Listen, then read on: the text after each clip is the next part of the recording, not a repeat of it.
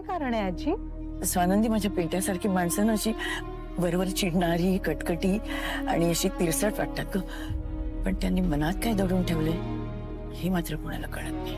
पण त्यांच्या मनात नसे खूप कप्पे असतात ग. आणि सगळे काही सगळ्यांसाठी नसतात. पण पिंट्यांनी ना स्वतःला बंदच करून घेतले. म्हणजे कोणीही कितीही त्याच्या जवळचं असेल ना तरी तो त्यांच्यासमोर असं 100% पारदर्शक नाही वागू शकत ग. कारण जो काही बंद कप्पा आहे ना त्याच्यामध्ये इतकं दुःख आणि इतकी खोल जखम त्यांनी जपून ठेवले ना की त्याच्यावरची जर खपली काढली ना रक्त भळाभळा वाहू लागेल ग. मला नाही कळलं, कसली जखम? आपल्यामुळे आपल्या जवळची माणसं जगातनं निघून गेली याची जखम. म्हणजे खरं म्हटलं तर तो जबाबदार नव्हता, पण तो त्याचा दिवस होता, त्याच्यासाठी खूप आनंदाचा होता. पण त्या दिवसामुळे सगळ्या घरावर दुःखाची सावली पसरली. एक मिनिट आजी, मला नाही कळत आहे तुम्ही काय बोलताय. म्हणजे स्वानंदी माझा पिंट्यानं त्याच्या आई वडिलांचा खूप लाडका होता. म्हणजे त्यांचा खूप जीव होता ग त्याच्यावर. म्हणजे तो शहाणा होता, समजूतदार होता, जबाबदार होता. त्याच्याकडून खूप आशा होता त्याच्या वडिलांना.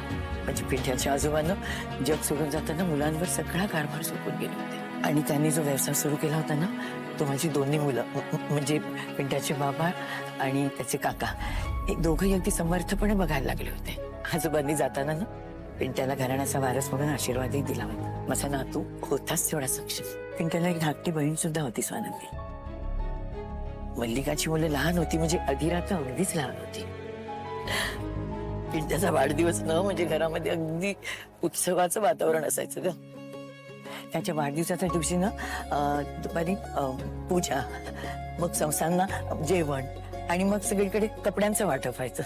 मग संध्याकाळी मित्र परिवार घरी यायचं. तर काय विचारूच नकोस.